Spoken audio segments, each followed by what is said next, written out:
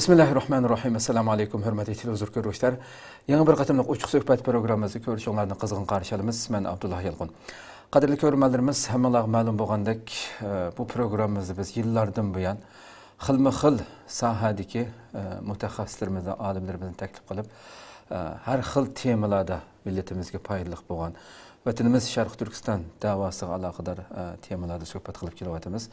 Bugün şunun cümləsindən tünügün biz intayin muhim bir temada toxtulğanlığımız haqqında elan bəgəndik. O bolsunmu Şərq Türkistan yəni davayimiz və əhd-i ruhi mavzusunda.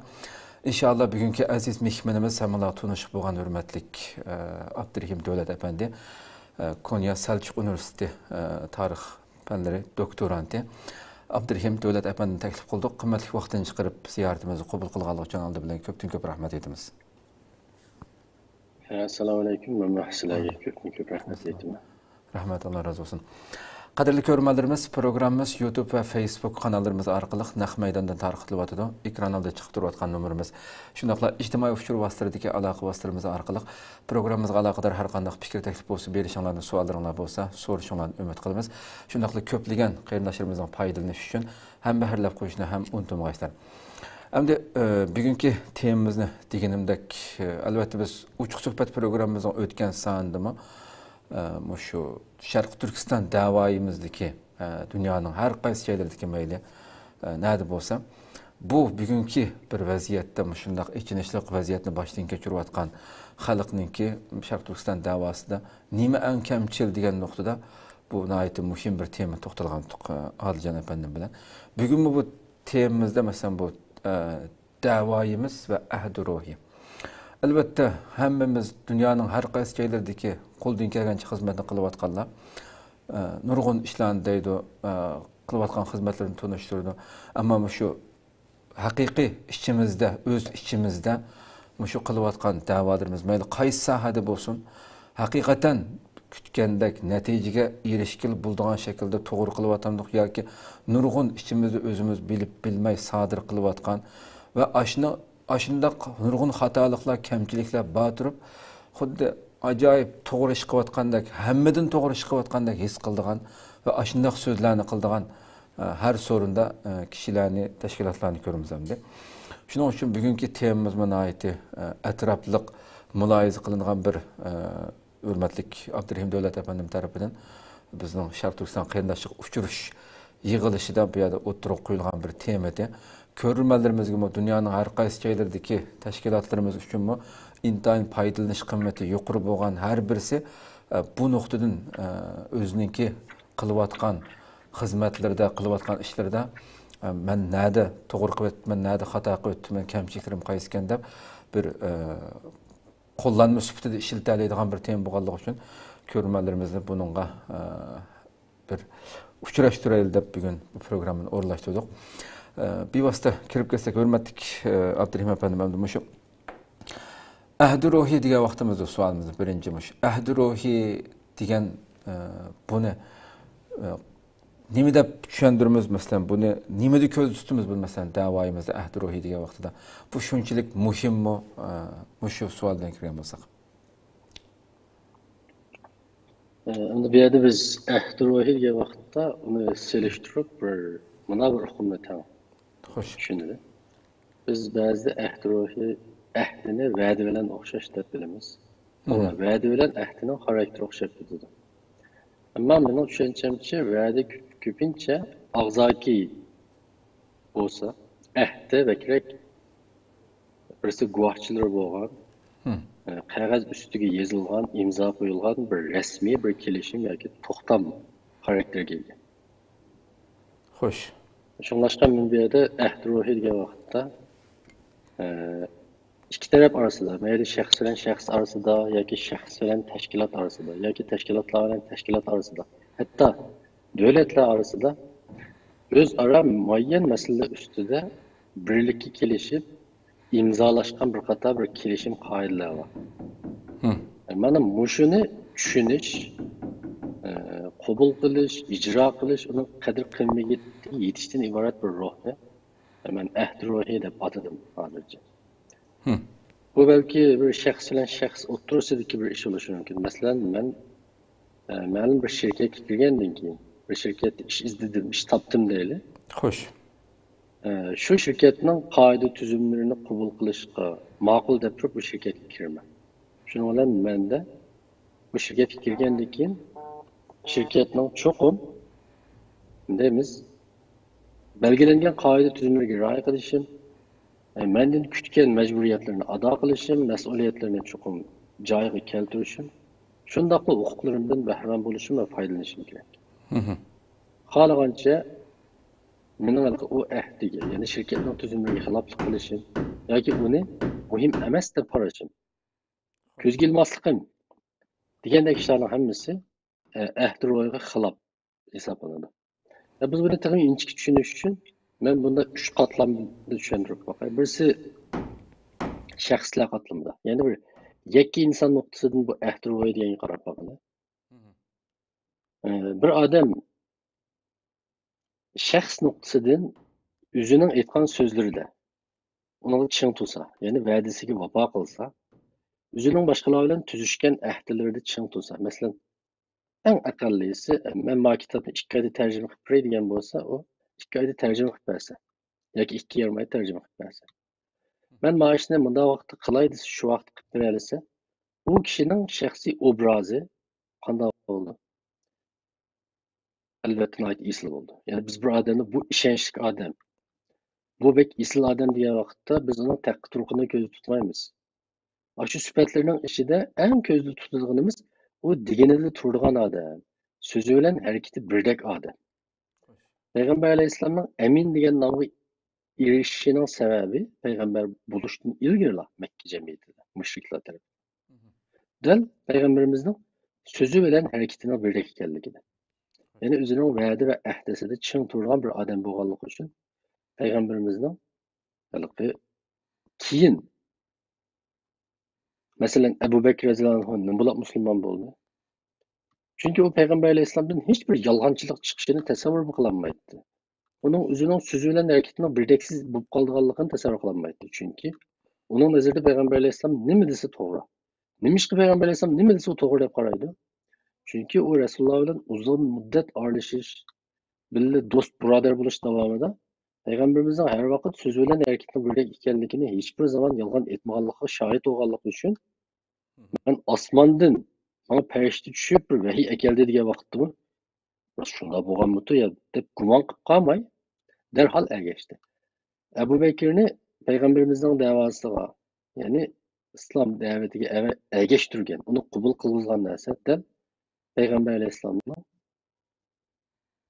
yani söz ve iş hareketine birlikligi, yani rastçılığı, emin ekanligi. Endi ijtimoiy qatlamda deyli, odamlar bilan bo'lgan munosabatda bir odamning ahdisida turish turmasligini biz bilamiz. Mesela birisi ahdisida turmasa, va'dasida turmasa, asta bu odamning ijtimoiy sarmoyasi ufurab yo'qolib ketishga boshlaydi. İctimai sermaye degan nima?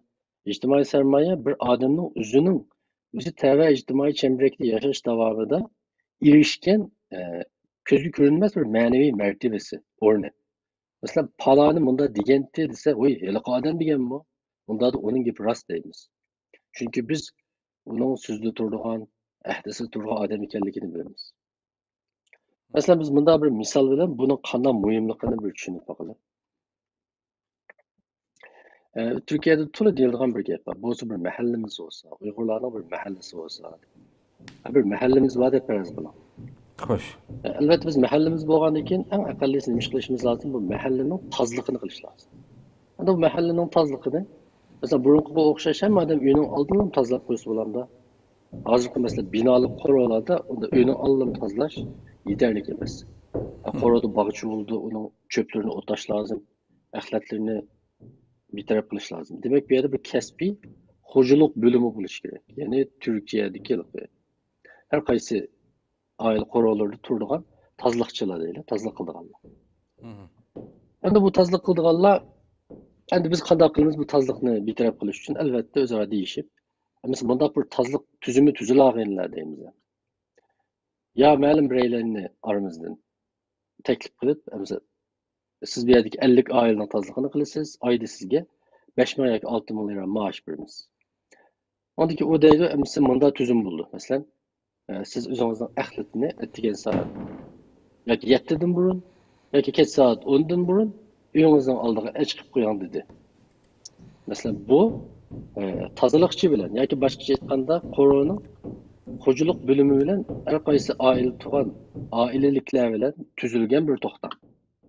Yani saat 7dan burun yoki 10dan burun axlatlarni chiqib qo'yishi lozim.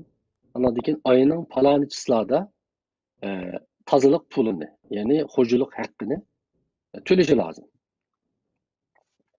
Shuning bilan qanday yuz berish ehtimoli bor? Tozaliq har kuni atigan axlatlarni alayda kelsa, mesela 50 oila deydi. 35 oila qo'ygan bu axlatni, ayadagi 15 oila soat 8gacha qo'ymagan. Shuna amal yo'q bu axlatni chiqmaydi. Chunki chiqolmaydi. Vaqtida qo'yilmadi. Kech soat 10da shunda bo'ldi. Shuna undan keyin qanday gap chiqishi mumkin? Oila deb deydi, axlatini tushunmagan 15 oila. Nima deb bizning axlatni tushunmaysa deb telefon qilib uni qattiq gap qildi. Yoki xo'jalik bo'limiga arz qilishi mumkin. Bizning axlatni tushunma dedi. Shuning bilan biz sizlar bilan tuzishgan tozliq ahdnomasida aytgan soat 8dan keyin qolsa biz tushamaymiz desak. Masalan, biz o'zimizni misol qilib, mening inkosim qanday bo'lishi mumkin? 15 oilaning inkosi qanday bo'lishi mumkin? To'g'ri. Biz xato qildik deymizmi? Menimcha demaymiz. Biz pul bergandan keyin toshish kerakda, uni nima ish qildiğini qilmaymiz. Bu qarmoqli kichik masala. Agar mushu tozaliq ishini hal qilolmasak, o vaqtda bir mahalla bo'lib, bu mahallada o'rtaq qiladigan nurg'un ishlar bo'ldi. Mesela o'rtaq bir to'y bo'ldi deydi. Bir to'y bo'ldi. Bu to'yga qo'lim qo'shni chiqib hamkorlashishi lozim. Ya'ni birlik qiladigan o kadar jiq ish bo'ldiki, nurg'un bu ishlarni muayyan tuzum ichida tutib menish intayin muhim. Agar bunday qilolmasak, ya'ni bu bir ramkani barpo qilib, buni qilolmasak o vaqtda biz o kimligimizni qo'g'dash uchun yoki bir yerda yashaylik degan bu orzuyimiz asta-asta o'zaro birisi-birimizdan chiqisholmaslikqa, birisi-birimizni keyindan gap qilishga, g'iybat qilishga, boshqurishlarni qabul qilmaslikqa qadar berib taraqqiy qildi. Keyin asta-asta mahalladan ko'chib ketishga boshlashimiz mumkin. Mana bu ssenariyaning sal ko'ngilsiz tarafini tasavvur qiling. Bu tozliq masalasini aytdi. Odatdagi bir masala. Endi buning agar bizda shu ahdi ruhi bo'lsa, birinchidan vaqtida uni qo'yamiz.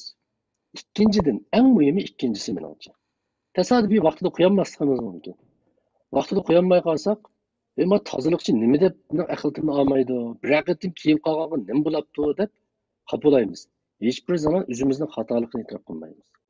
Ikkinchisi muhim deyishimning sababi, ahdi har vaqt tushuntirish nihoyatda tez.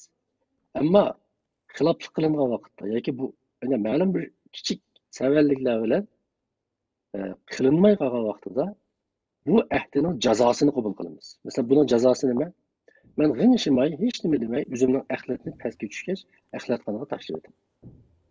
Chunki men xiloflik qildim, hech kimdan og'irlanmayman. Agar sizda ahdi ro'yi bo'lmasa yoki bu mening majburiyatim, men qilishga tegishli demasangiz, vaqtda siz qo'roning xo'jalik bilan her gün so'qishsiz. Xo'sh. Endi 3-nokta, mushu misolda texnik ichinish. Endi ssenariyni sal o'zgartirdilar. Bu tozaliq shirkatining o'rnida boshqa millatning tozaliq shirkati bo'lsa. Masalan, bu yerda biz qo'roning tozaligini, xo'jaligini bir Turkiyaning ma'lum bir shirkati o'tkazib berdik. Bu yerda Uyg'urlar emas, balki turklar ishlaydi. Ya'ni qo'roni turklar tozalaydi. O vaqtda turklar soat 7'de emas axlatni chiqarasiz, 10dan burun chiqarasiz deb shunday tuzumni tuzgan bo'lsa. Andan keyin biz yana unutib qolib vaqtida axlatni chiqmagan bo'lsak, o vaqtda biz Turkiya o'zimizning Uyg'urga qilgan muomalani qila oldik. Masalan, o sen çıkmapsken vaxtida şunu olaman tuşumidim dese biz ne deymiz? Menimce tamam abi kendim yaparım deymiz. Tamam. Doğru. Uygurga sançıla alaymiz. Noçılık kılalaymiz. Ama başka milletke buna kılamayız. Mao mesela yaman korkunçluk bir tabi.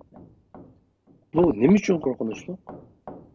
Siz özünüzün iş beşi üstündeki kişilerge hatta ulardan böyle bir iğren kemçilik bulgan takdirde bu. İtaat kılışını yani ehdinizge asasen ular ergişini bilmeysiz diyeyim. Bunu tek bir yönetken vakitte bir millet bizge okşar. Bir düşmenge karşı uyuşmak için, teşkillenmek için buldukken en akalli muş işini kılanmasa o vakitte o çoğu işlerini kılışını tasavvur kılış tefim edersin. Hem de az ben ictimai katlamdan bir misal aldım. Hem de siyasi katlamı yetkilip bakılı. Bu ehdir oyunu ve siyasi katlamdaki ifadesini düşünsek ben olacağım. Bu muhimlikini tefim yaxşı bilmez de oylayım.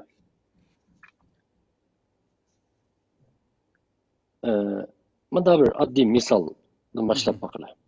Bir ormanlıkta xilma-xil hayvanlar yaşaydı. Bir türküm böğreler, bir türküm tülkiler, bir türküm koyla, kalala, ceren, kiyik ve eğikle yaşaydı bir ormanda. Tuyuksuz küllerden biri de bir tülki hasrap ömdep geldi. Ahvalcata hazır Irak'ta bir türküm yol vasla bizim orman karab kelibadı da kanda kılımı. Sonra bir yerde talaş tartış başlandı. Bazıları kaçaylı dedi. Bazıları dedi kaçsak ne ekitimiz? Etrafta hemisi çöllük. Bizde bu ormanlıktan başka yaşaydığı yerimiz yok. Bizim işe kalalı dedi. Bir türkümler dedi. Belki biz uruş kıllı oluyorlar dedi. Bir türkümler ne dedi? Ula yol vasıta olsa, küçük tutsa. Biz ula tenkilenmemiz dedi. Şuna bir yerde tabii yosunda yol vasıtın kelgenliğini ibaret bir tehdit. Ama ormanın içindeki birisi bile normalde mi çıkışanmaydı lan? Böyle Türkiye koyukalık okşaş hayvanlarda bir yerge ekelim. Şuna ola özara değişki başlaydı. Emiz kandak kılımız. Ola değişti ki bizim aldığımızda fakat iki yol var. Birisi yol vasıta birden yem bulumuz tügeyimiz. İkincisi kaçımız çöldü tügeyimiz. Ama üçüncü bir yol var. Özara hemkarlaşıp azrak ölsek mi? Ola karşı bir hareket bakımı. Yani üzümüzü kutkuzuş için ola karşı uğraşımız dedi. Hem de makul. Hem de uğraşayla diyen nişan biçilgen diken bir yerde neymiş yüz burada emrisi kandak uğraşımız dediğin iş oldu. Tabii yosunda bir yerde ortak düşmeye takabül türüş için ittifaklaşa hemkarlaşa şart. Yani bu tabii takızza. Şunu olan bir yerde bir iş taksimatı kılıç lazım. Yani birisi komandan bulundu. Mesela Türkiye komandan buldu değil. Mesela Türkiye akıllık rak. Türkiye akıllık o taktikler nasıl belirdi. Aslında ilim mikirliği bilen belki yollasını kapkanı da isteyalişi mümkün. Böyle Türkiye böyle böğürlerini baş kurup kaldı. Bir Türkiye'nin böğürlerini sen o yerde tut, sen bu yerde tut deyilgan bulup kaldı. Yani koy məlum bir işki mesul oldu. Kala yani uzaqtırlık tuşki mesul oldu. Uruş devamında. Şunun olan kadar yüz bir işi mümkün. Böyledeydi. Bu Türkü diyen güy bizden kiçik, bizden aciz neresi olsa, adette mi bizden korkup geçip yürüdüğün biz muşu Türkiye'nin gipini anlamdık dep böyle üzere Türkiye'nin komandan buluşunu kalması kıvaşışı var. Akayindeki koy, kala, cerelle bu aldığın yılı bizden otlakka kalalı desip gelip bizni kovulup etken biz koy kiçik otlak gidip kaldık. Bu bilen bizim kuana adaletimiz var. Hem de biz muşullen bile uzak Türk tuşumda değil mi? Ondan keyin belki kiyik yoki ceren deyişim mümkün. Biz böğrü bilen birleştirmaymiz. Çünkü ötke yılı böğrü benim dadam ne ki babam ne yabağa. Bu gapli hata mı? Hata emas. Rast. Zaten kiyikning buvasini böğrü yegen bulushi mümkün. Deganingizga o'xshash tulki böğrüden aciz bo'lganlikdan böğrünün uningga ma'qul deb uning gapini anglashi uning g'ururiga tegishi mumkin. Kala bilan qo'yning orasida mayab deganimdek o'tloq talashgan bir ko'ni jidal bo'lishi mumkin. Yani bunday holatda uni ish qildi. Menimcha o'zaro ahdilishidir. Ya'ni Sonra bizim aramızda hakikaten burun konu cidel maceralı bolgan. Ama hazır biz bunu sorup oldusak bu hamanni hazır yolvaz kilovatıdı bizni yemetidu. Onda da emmi saylaylı tamam tülki boldu. Hazırcı biz cidel maceralarımızı bir çet kayırıp koyup durup neh tehditke hemimiz ten yüzüneyli. Onun linkin aramızda o cidel maceralarını kanda hal kılacak kadar sözlü şeyleri de bir ehdi düzüşse bu ehdi ulanın arası da ulanın hemkarlığını energiye aylandırılan bir narsa olur. Eğer bu olmasa arzu intihan güzel. İttifaklaşıp yolvaz karıştırayla da vakıraş hiç kanda tesemez. Ama resmi hizmet kılış, iş kılış üstü gelgen vakitte bayan ben degende gepli çıkışı mümkün mü? Çıkışı mümkün. Elbette ben bu misalını ağa vakitte belki siz oyladığınız hem öyle oylagan buluşu mümkün. Yolvazdan Xitay ekenligini, ormandakilarning biz Uyg'urlar ekanligimizni, bizning xilma-xil tashkilot va lagerlarga tava bo'lib turib, Xitoy bilan kurash qilayotganligimizni yoki qilgandek ko'rinayotganligimizni bilamiz. Mana mushkul ahvolda menimcha ahdini va ahdi ro'yining qanday muhim ekanligini bilamiz. Chunki hamkorlik ig'izdagi shuar bilan amalga oshmaydi. Biz shuar bilan siyosat qilgan davrni o'tib ketishimiz lozim. Shuar vaqtlik narsa. Shuar ba'zi vaqtda odamni ko'ldirib olaydi. Ama hamkorlik bedel talep qildi. Chunki bayam deganimdek bu yerda ish taqsimoti bo'ldi. Majburiyat, mas'uliyat bo'ldi. Vazifasidan o'zining ustidagilarga javob beradigan ish bo'ldi. Ya'ni yuqori tuvanlik bir piramidasiman bir qurilma shakllandi.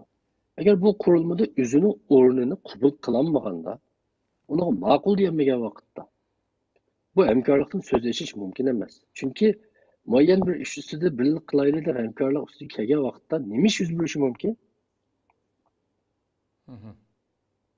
Hammaylar o'xshash gap, har xil gap qilishi mumkin. Chunki 10 xil odamning 10 xil fikri bor. Bu vaqtda qaysiga ergashimiz? Xo'sh. Agar oramizda bir tuzum,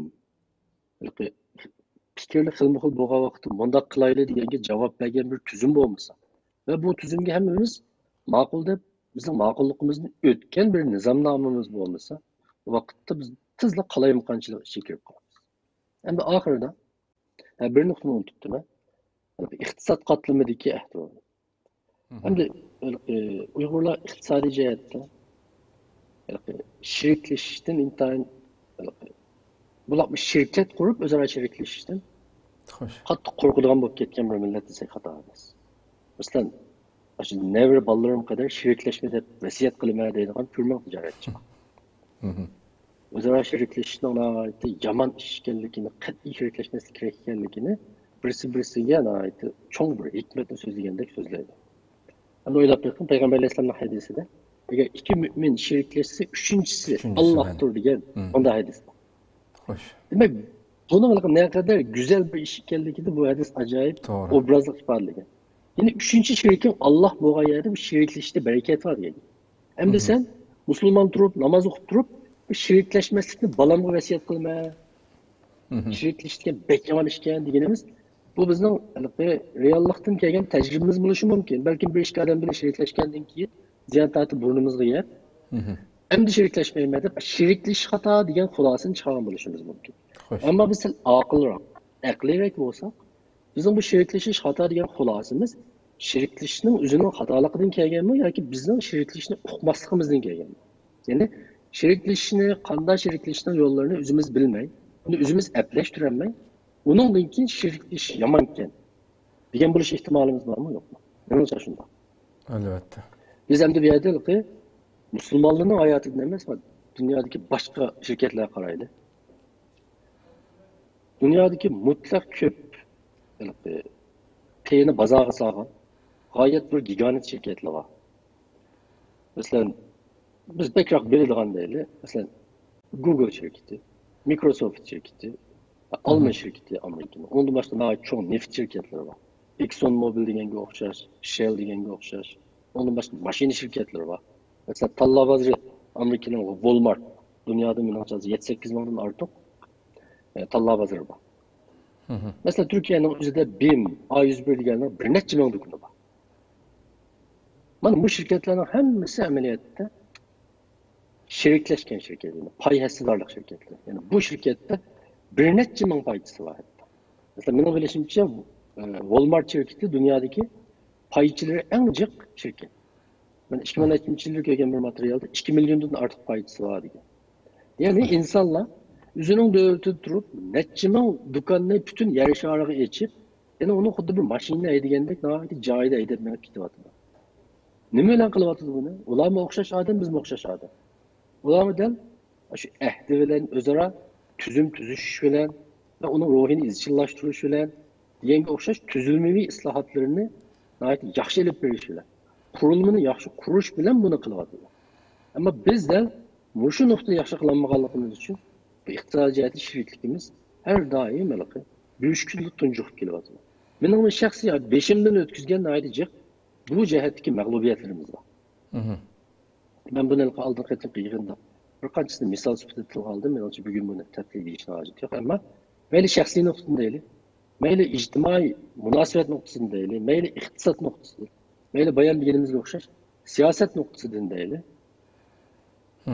Bu ahd-ruhi ishimizning haqiqiy turda tashkilotlanishi, uyushishi, hamkorlikning sijilliqqa bir qurilmaga ega bo'lishining ichki asosi.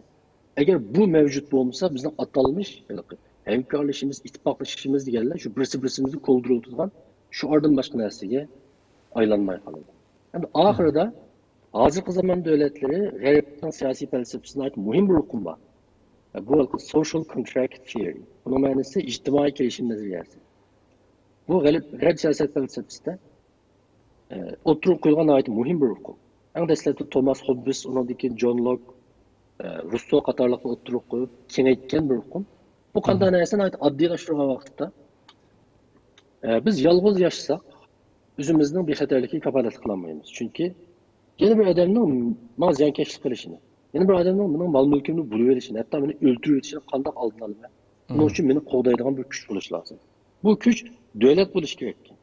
Shunlashqa xalq o'zini bexatar saqlash uchun, masalan bir xalq sifatida qo'shni davlatning tajovuz qilishini aldığını düşünmüş kılıç lazım. O xalq özünün işkini çın etken bilen bunu aldığına olamaydı. Hoş. Xalq bir yerde bir devletki özünün baş kuruşunu tapşırışı lazım.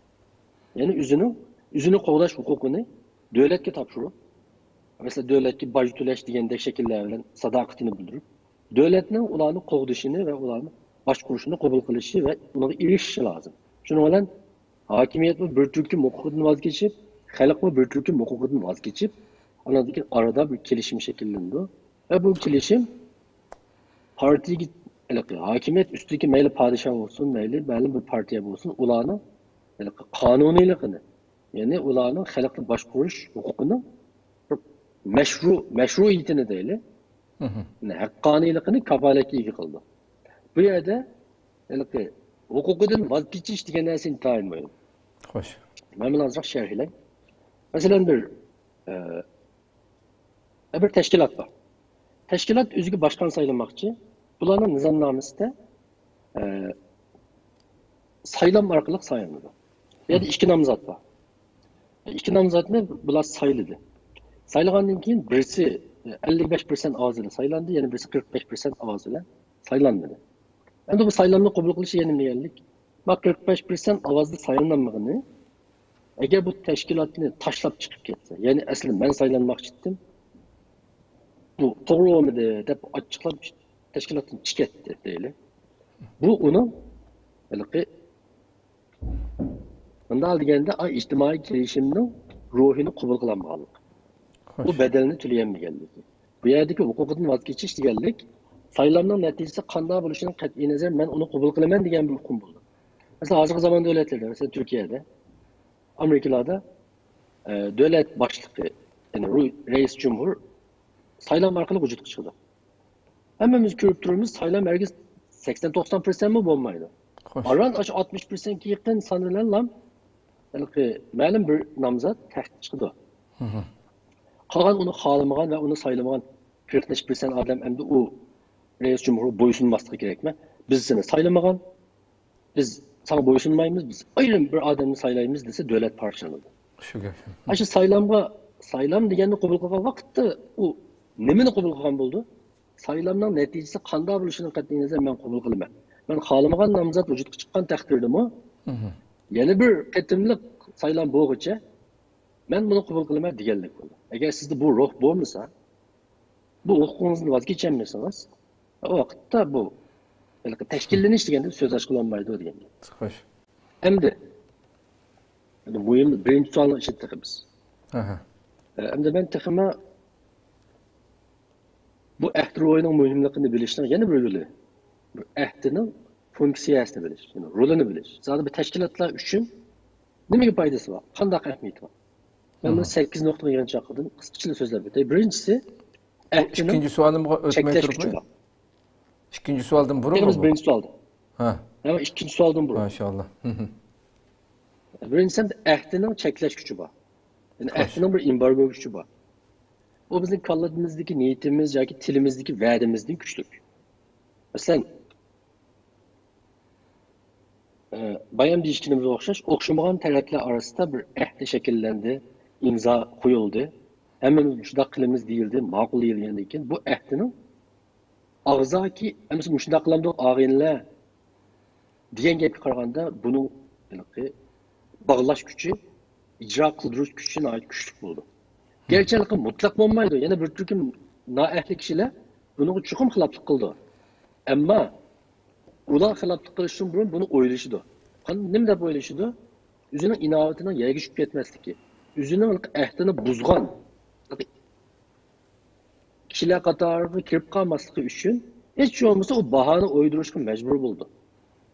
Biz xalqançı kopapla bu ahdini buzanmaydı.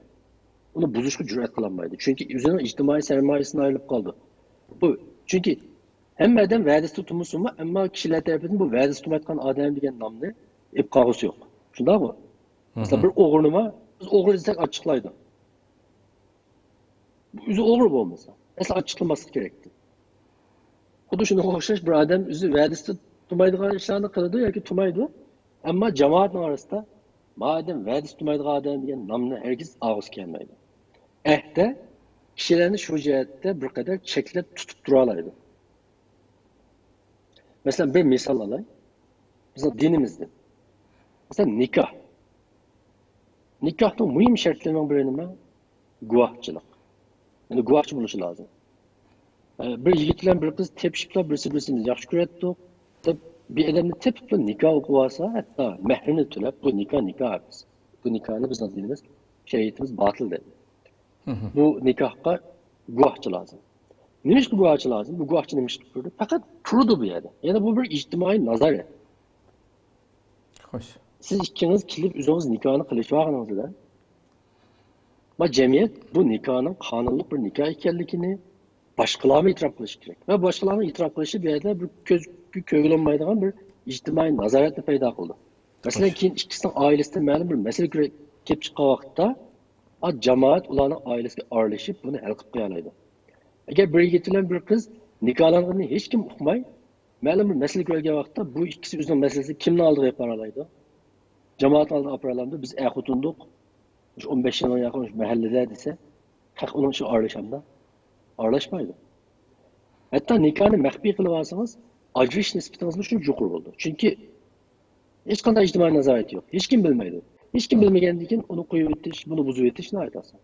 Ama bu aşkara kılanışındaki hikmet, o aileni işki cihetteki muhabbetten başka taşkı ictimai nazaret arkalıklı tutup duruş gücü var. Buna ait mühim. Mesela ikincisi en mühim bir nokta. Mesela dilimizde İslam'dan sırtıda birisi Müslüman bulsa şehadet kelimesini keltirişle Müslüman buldu. Ama özü yalnız öğünün içinde eşhedü en la ilahe illallah ve eşhedü enne Muhammeden abduhu ve resuluhu divasa cemaatin aldığı çıkın ben Müslüman dese kanalda olmaydı. Bir yerde bir nemi var. Mesela mescitlerde körümüz, garipte nurgun pat Hristiyanlar ki başkalar mescit gelip cemaatin aldığı üzü Müslüman boğalıkın cakalaydı. Şunlaşka imanın mühim şartlarından birisi kalbide işine vasıla yeterlik emez. Dilide tasdik işengen şunda ama. Yani kalbide işengen. Ama tilide tasdik kılgan. Yani aşkarı deyişi lazım bunu.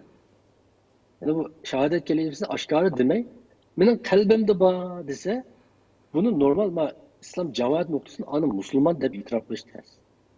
Şunlaşkımı dili, hareketi birdek bo'lgan vaqtda bir iman mükemmel bo'ldi deb deymiz.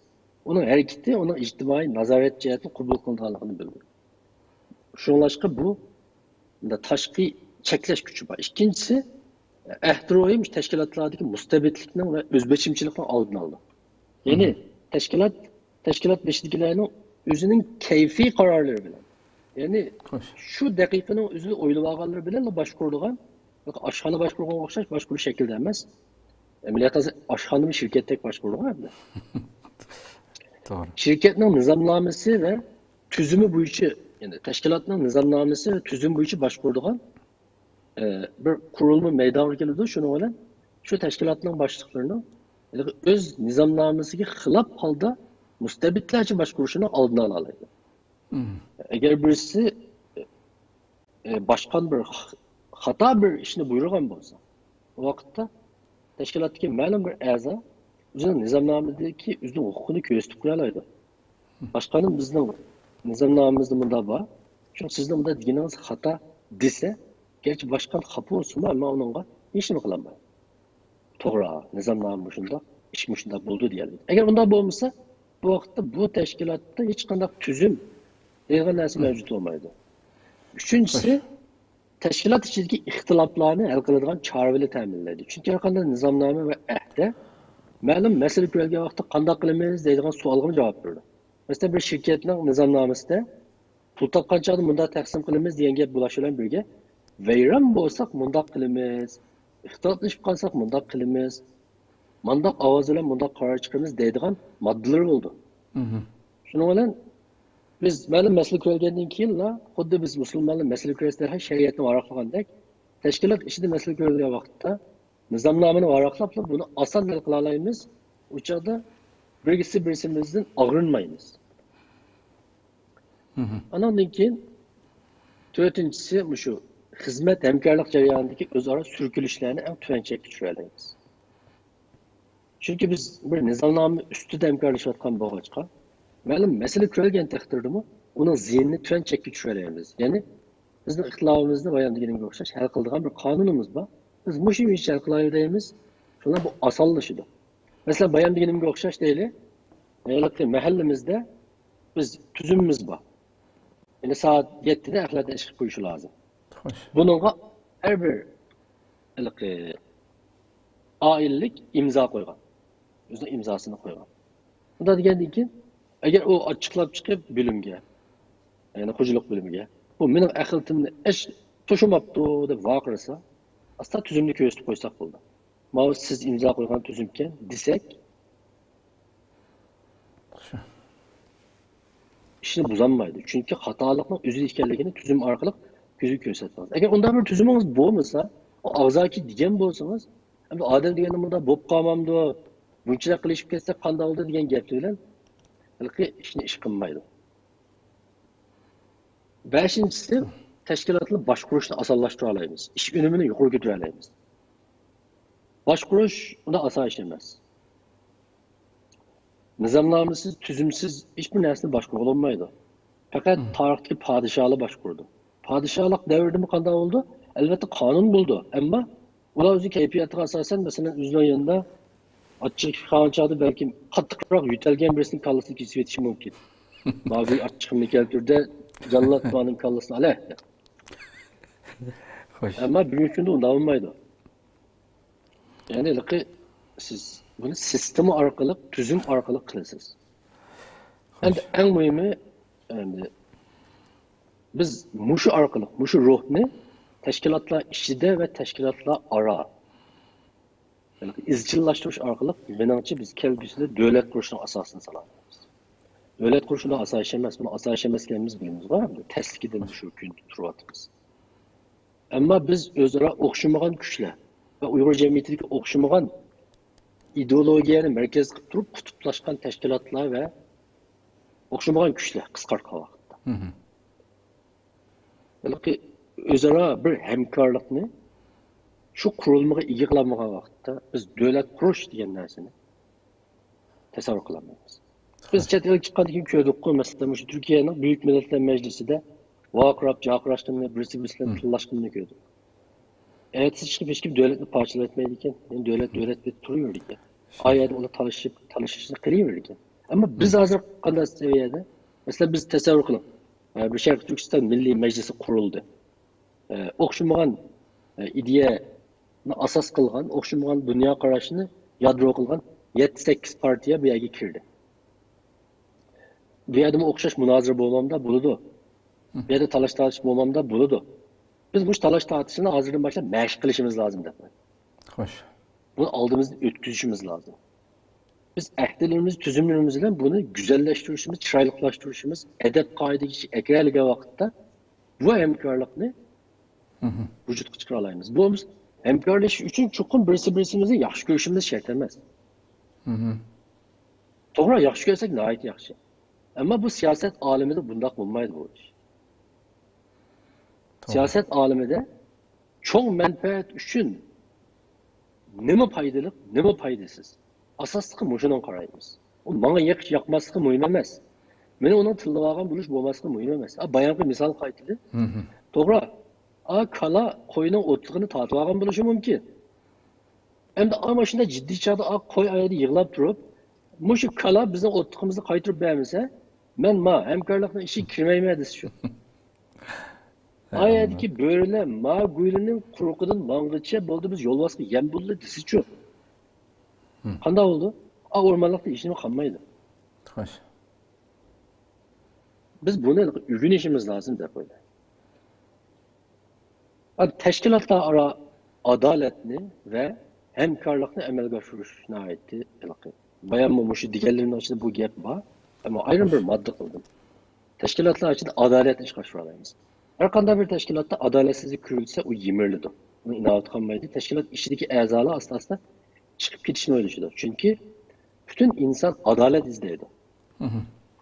Mesela bunda bir misal aldı. Bir teşkilatın içinde bir neçe adam var, birisi kelgili 5 yıl olan. O 6 milyar maaş aldı. Yani birisi bu yıl geldi. O kilip 5 milyar maaş alan olsa, 6 milyar maaş ağanı qanday oylaydı?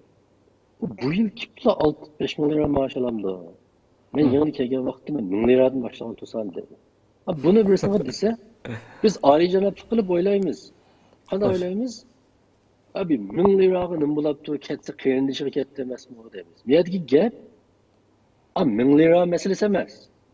Bu yerdagi gap yerdagi adalet meselesi. Dünyada hiçbir insan adaletni qabul qilolmaydi. Adaletsizlikni qabul qilolmaydi. Biz her daim adaletsizlik yuz bergan vaqtda adaletsizlikka uchragan tarafga nasihat qilib, uni bostirib qo'yish orqali hal qilib odatlangan. Ama bu işin yolu bu emas. Siz kurulma orqali adolatni barpo qilishingiz lazım. Ananın ki teşkilatlar adam celip qila oladi ve üzünün qenini davamlı yemelab tuluqlab tura oladi. Birinchi savol biraz uzun bo'ldi, ama men buni qaysini tashlab etishni bilmayman. Yo'q, haqiqatan payz bo'ldi. Hammasi muhim bilinib. İkinci soruya geçsek bo'ldi. Haqiqatan ko'pdan ko'p rahmat, yani uzun bo'lsin ammo nihoyatda güzel obrazliq misollar bilan pek tafsili tushuntirildi.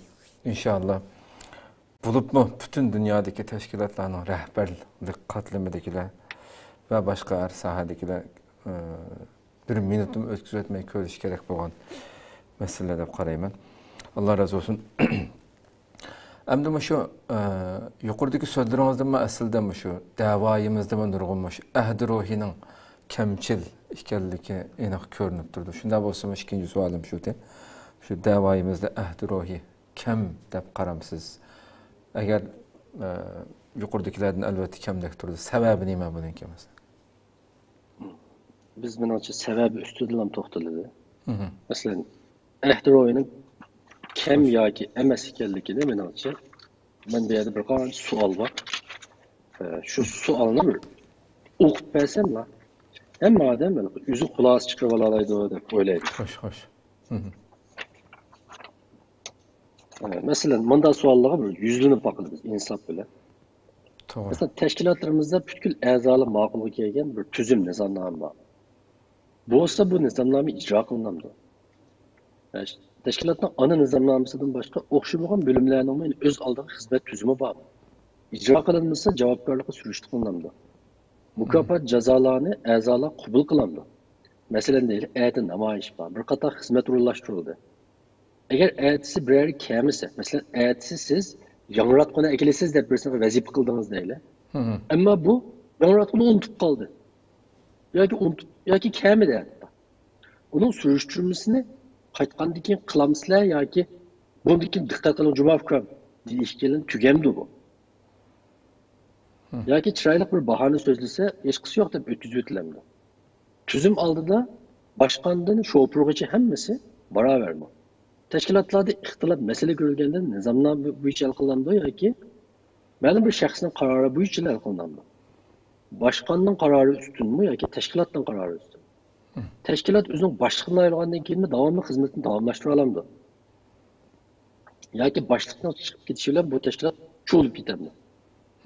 Başlıklar mı? Yani teşkilat başlıkları mı? Teşkilat ezaları aldı da özünün hizmetinin doklat veremdi. Bunun hesap verilen bir organ var mı? Ya ki ulanın hizmetini hiç kim tekşirememdi. Ulanın hukuk mecburiyeti mi? Nizamname tarafından belgelengen mi? Ya ki başlıkın hahişi asas mı? Teşkilatlar özara hemkarlaştıkanda da birisi bir kelişim arkalık iş kılamdı ya ki özara telefonu değiş kılamdı. Emesi mundaq kıllı depli kılamdı.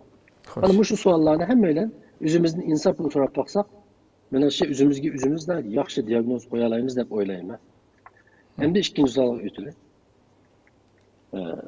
Hem bunun sebebi çoğunkur sebepleri var dep qarayım ben. Hoş. Ben üzerine tahlillerini bir qancha nuqtadan bir qarab bakayım. Biz umum İslam dünyasına tabi bir Müslüman cemiyeti bulup süptimiz biz Müslümanlar. Bir vaxtında bir İslam mütefekkirinin esirde bir nuqtını tilga ağallıqına ait diqqatini dağıtdı. Umunda deydi. Müslümanlar ıslah kılışta en avval içini ıslah kılışını asas kıldı. Gariplikle sırtın ıslah kılışını asas kıldı deydi. Ben bu qanday gap deb oylandım bunu. Oylangandan keyin bunun cevabını üzerimize tapdım da böyle. Yani oylab bakın mesela birisi yalgan etsa deyli, yalgancılık adettim qasıyla. Hatta birisi haraq içse deyli bir Müslüman. Biz en avval qanday çare qo'llanamiz? Onu tebliğ qilamiz. Şundan bu berib haraqning haram ekanligini, bunun nayeti nurg'un yomonlikning beshi ekanligini, uni ichishning badanga ziyonli ekanligini, irodalik bo'lganda, iymoni kuchli bo'lganda ichmaydiganligini so'zlaymiz. Bu xato mı? Xato emas, to'g'ri. Nayeti muhim. Çünkü bu işçinin kelmesi zaten ıslah bulmaydı. Yani biz çatak yerinde, bizden çatak yerimiz, Müslümanlarla.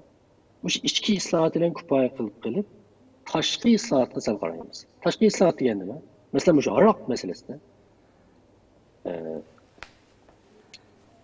mesela bir atağını balasıqa, Arap ağadaki pul vermeyiz.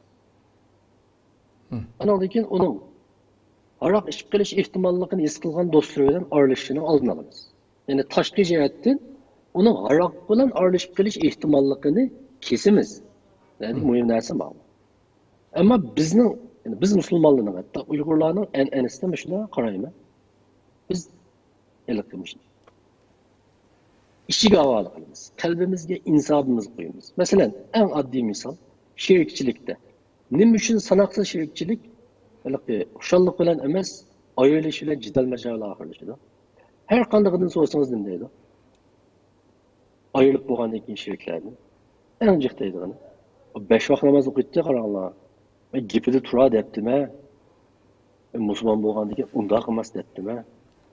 deydi. Ama arada bir narsa yetişkanmı? Yok. Guvaçı var mı? Yok. Aranlarda bir tüzüşken mi? Azıcık yetişkan hem de bir unda kımas teptim yani. Yani siz bunu işçi terapilerle kupayeni taşkı cihetten ona bir tüzüm koymayısınız. Yani bunu bir yoğun dili. Eğer bir devlet işçide cinayetini tüyen çek geçirişi lazım. Devlet işçideki asayişini saklaşı lazım. Adaleti berpa kılışı lazım. Eğer devlet etigenden keçkiçe mağarip bilen Hatta tebliğ bilen aşırı tayinip bir devletin içindeki cinayetini tüven çekil şu alanda. Cinayetini bütün yok kılalanda. Kılanmaydı. Tarihten böyle bunda devlet boğmagan. Bu diyenlik elbette mağarip muhimemez gellikemez hata düşünülmüşsün. Bununla birge, mağarip buluşuyla birge, mescitler buluşuyla birge, tebliğ kılıdığın kişiler buluşuyla birge yine kim var? Sakçı var, türmü var. Yani bu bir cihetin içini ıslah kılış yani mağarif ve mescit arkalık. Yeni bir cihetin sakçılığa ve türmü arkalık, taşkı ceza arkalık bir devletinin asayişini saklayısınız. Bunun bilgili tayansın. Mesela türmüyle sakçıgılı tayansınız. Müstebit devlet olsunuz. Hele zulüm salasınız. Eğer siz mağarip arkalık, mescit arkalıkla kılımendet sakçını, türmünü bir kakıp bakın. Bu bir utopik devlet oldu. Yani bu kurgulanmayacak devlet bu. Bunda bir devletin kuruş mümkün emez. Bunda bir cemiyet olmaydı. Yani ben düşünüş bulduğumu okumadım. Yani hani biz buna diyelim taşkı tüzüm arkalık bu işini kılışını, yani taşkı tüzüm arkalık ıslah kılışını tanlamayız. Devamlı birimizin insafına ve şu adamdan ahlakı koyumuz. Ama devamlı çatak çıkıyor. Çünkü insan taşkı nazaret bulmagan ahvalasında her daim üzülen üzü bunda degende üzünün vicdanına hılaplık için kılıyı mümkün. Bir ketim yalgan etkanı hiç nim olmaz. Bir ketim bunda kılgan hiç nim olmaz. Her kanda şirketinin buğaltırı 5 vakt namazı okuyduğun ehli Kur'an okuyasın. Kanda hoşun katınızı şirketinin maliye kaidesini icra kılışına mecbur. Ben bunun bir nemesi deyim. Bunun hem de biz Müslümanlar hem de müjde kılsaklı toplumumuz desek bu Kur'an-ı Kerim'de ve bizim dinimizde her ikilisi bakın. Bir cihetin içini ıslah kılımız, yeni bir cihetin taşkı cihetin nazaretiyle bu meseleler kılımız. Mesela Kur'an-ı Kerim'de Sure Bekara'nın 282-283. ayetinde bunda ayet var. Ben bu tefsiri okup biteyim. İyi iman et Allah.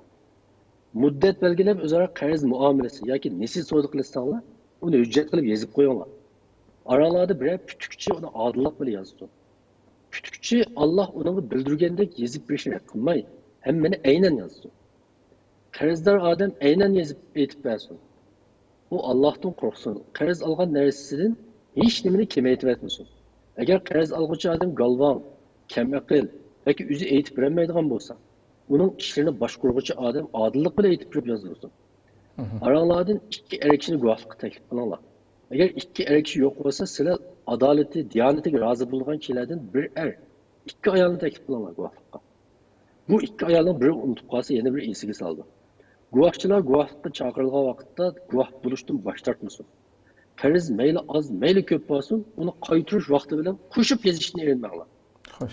Bunda kılış Allah'ın nazarında en adaletlidir, guaflık için en ispatlıktır ve gumanlanıp kalmasınlığı yakındır.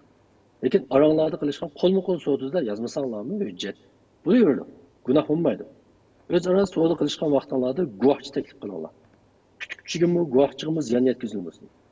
Eğer ziyan yetkizsenler inik ki sile Allah'ın itaatini çıkan bunu sile. Allah'tan korkunla Allah silege dininlarını ve dünyalık işlerlerini bana muşundak ügüdüdü. Hem de eğer seni sefer üstüne bulup kalsanlar, xat jazalaydigan odam topolmasanlar, bu chog'da qariz berguvchiga ma'lum bir narsani ra'niga topshirsanlar bo'ldi. Oranglarda bir-biringlarga ishonib, hujjat yoki ra'ni talab qilmay qariz bergan bo'lsanglar, u chog'da qariz olg'uvchi odam uni egasiga vaqtida qaytarsin.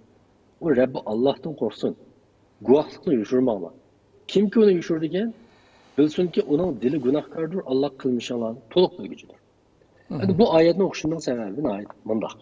Biz bilamiz Qur'oni Karimda Allah bütkül insanlığa ta ki kıyametçice yetidu deb nazil kılgan ayet aran 6300 ayet. Onda çoğunca ayet bu cık ayet emez. Bunun işi de ehkam ayetleri aran 1300. Hatta kıssile ehkam ayetlerinin mi köp? Ben aşında az ayet özçü yağın Kur'an-ı Kerim'de. Yani bizden aklımızca az değil hem de. Allah meyada ma işini inçki ügütüvatıdı. Nurgun ayetlerde bunda tepsili hüküm yok. Bunda tepsili bayan yok. Yani kilip en mühim nokta nerede? Allah bu ayette Müslümanlığa hatta müminlerge hitap kılıvatıdı. Ya eyyühellezine amenu devadı. Yani iyi müminler. Bu müminlerge hitap kılgandikin, o iman etgandikin, iman etgadem rastçıl olgandikin. Bunçola inçki yezip, guvaçı ekilip, guvaçı boğumuz hatta sefer üstüde dige yerlege kadar inçki bayan kılıvatkanda. Bu şunu özünüme, bu del bayan ben degen taşkı nazarı. Allah bizge bu ayette aynı işini tüzüm bilen, ehdi bilen, nazaret bilen kılışını ügütüvattı. Hoş.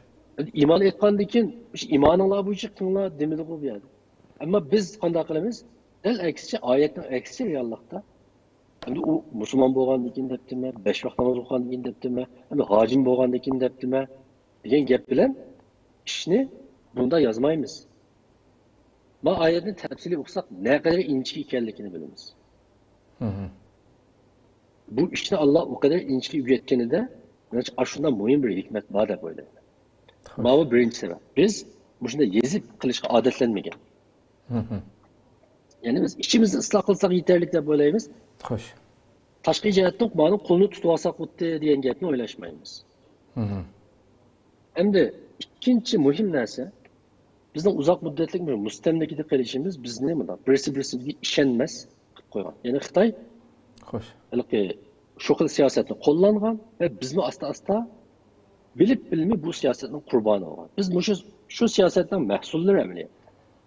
Bir devlet xuddi ma'lum jihatdan zavod o'xshaydi. Devlet o'zining puhrasini ishlab chiqardi. Biz mi şu mustamlaka zavodidan ishlab chiqarilgan mahsulotlar. Şuna hammamizda şu mustamlakaning tamg'isi cho'nqur yoki tez bo'lmasin, cho'ng kichik bo'lmasin, mutlaq azroq izi bor.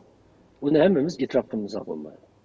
Mana bu mustamlaka bizga uyatgan eng ajallik illatning biri birimizni gumon qilish, ishonmaslik. Ama ishonmaslik bo'lgandan keyin albatta hamkorlashmaslik, ittifoqlashmaslik uning tabiiy natijasi. Şunun bunun bir sebebi mustamlakchilik deb o'ylayman. Ya'ni tefekkür adetimiz noktasından biz iki islahat birinci deb qaraymiz. Bir. İkincisi tarihi noktadan biz uzak müddetlik mustamlakada qilishimizning cho'ng ta'siri bor. Hem de üçüncüsü cemiyet şunaslık noktasıdır. Bizning Uyg'ur cemiyeti sanoat cemiyeti olamadi. Biz yana cho'ng jihatdan dehqonchilik cemiyeti, yani yezigilik cemiyeti. Sanoat cemiyeti qanday cemiyet? Sanoat cemiyeti tüzümleşken, organlaşkan, teşkilatlaşkan cemiyet. Yani bunda o'qishli yezigilik cemiyetide mesela ben bir tikkichi. Ben üzerinden dükkanıma ettiğin saat 9'da gelsem mi, 10'da gelsem mi, hatta mijazım yok olsa açmasam mı buluverdim. Ben hiç kimse cevap vermeyeyim. Çünkü dükkan benim. Halaganca iş açmazlık hukukum var. Ama ben yalnız dükkan bilen mengü kölemlik ilgilik şekillendirmeyim. Yani kim işlep çıkarıp onu küpeytip satanmayım. Çünkü gelgen bir iki işini elip mi yaşayayım ben. Hem de sanayi cemiyeti kandan oldu. Sanayi cemiyeti bana o'xshash necha yuz tikkishni bir yerga akilib bir kiyim-kechak korxonasi quradi. Bu kiyim-kechak korxonasi qurgandan keyin bu korxonaning menishi uchun tuzum shart. O vaqtda bu zavodga kelgan tikkichilar burunga o'xshash o'zi xohlagan vaqtda kelib, xohlagan vaqtda ketsa, bu korxona bulamda bo'lmaydi. Chunki bu soat 8'da kelishi lozim, 12'da tushishi lozim. Deganga o'xshash korxonaning tuzumlariga rioya qilishga majbur. Bu mecbur bo'lganlik uchun asta bu sanoat cemiyetideki kişiler sanaksız teşkilat ve organların a'zosi. Ve bu organlar ularga bunu şekillendirdi.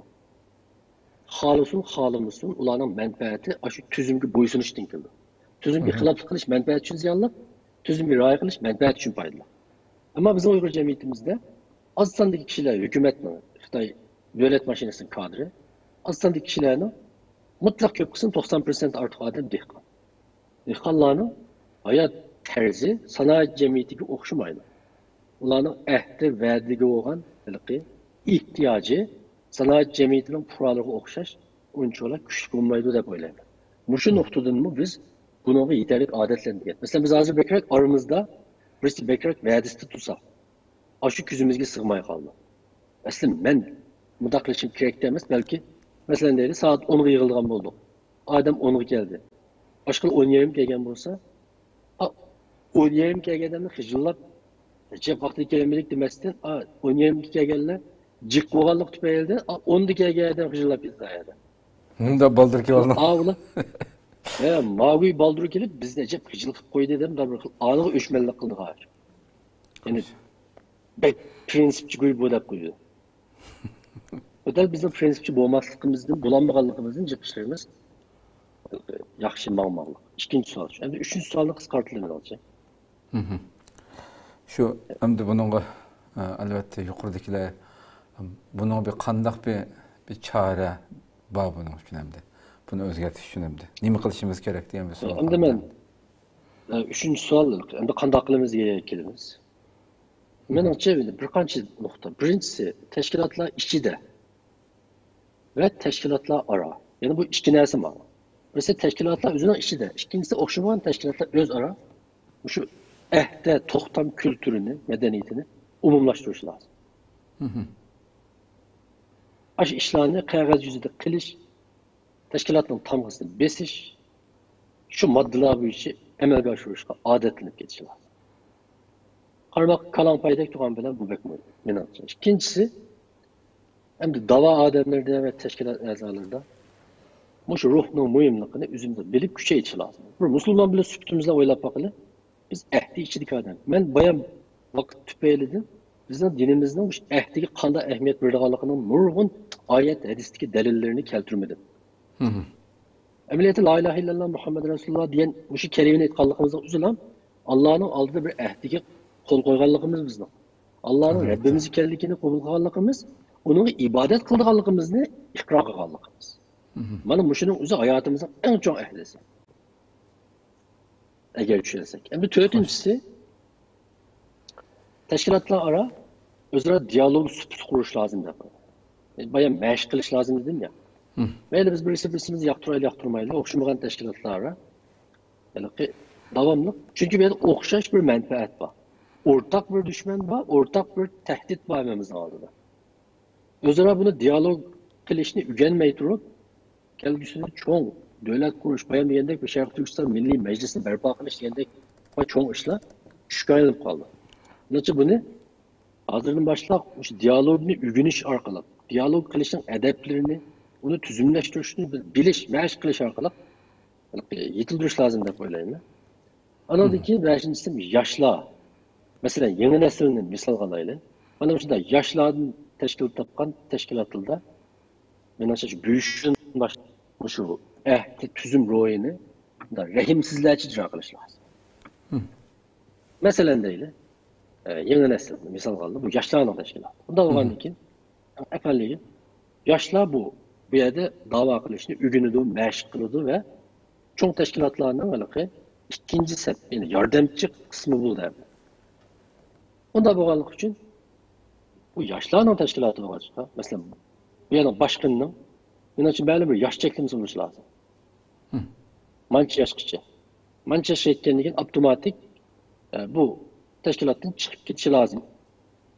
Anladın ki yaşlı bunun için bir yılda bir sayıla başkan almışı lazım. Gerçi başkanlar yaşlı geçken takdirde mi? Teşkilat içindeki her bir balağa şu başkan bulaşının vazif yükünü tetikçi lazım. Onun açacağını tetikçi lazım, tatlılığını mı tetikçi lazım? O çık gitişinin açacağını mı tetikçi lazım, yüzeşinin tatlılığını mı tetikçi lazım? Pişbitildiren şundan. Bunu meşk görmesi, yani pişbitleşi lazım. Eğer o bunda kılmasak, bu vakti asta ne etmiş yaşladın mı, bir Türk'ün müstebitlerini yetildirmez. Bu bir xəterlik, kelgüsüge nispeten. Hakikaten. Menimce bu şu hazır kallanıp gelgen çağrılı. Bu belki buna da mı köp çağrı bulaşı mümkün de. Ama hazır vakit bir yere verip kaldı. Menimce bu şunçilik bu siyitler de buyurdu. Köp rahmet. Allah razı olsun. Hakikaten nayeti güzel misallar bilen düşündürüp aydınız. Hakikaten çıkıp tüz işki tekişlik nurgun meselelerimizin baş geldiği inek yani. yuqorida keltirilgan misollardan ko'rmalarimiz yana inshaalloh boshqa mayli bo'libmi tashkilot mas'ullarining chuqur ko'rishini tavsiya qilishimiz kerak bo'lgan bir tema bo'ldi. Dunyoning har qaysi joylaridagi va bu masala bu to'g'ri deb qaralayotgan nurg'un sal qaralayotgan ammo kelgusida sal qaralgan taqdirda nurg'un salbiy oqibatlarni keltirib chiqadiganligi aniq ko'z oldimizga atrofimizga nurg'un ishlardan ko'rib turyapmiz shu aslida bu narsalarni.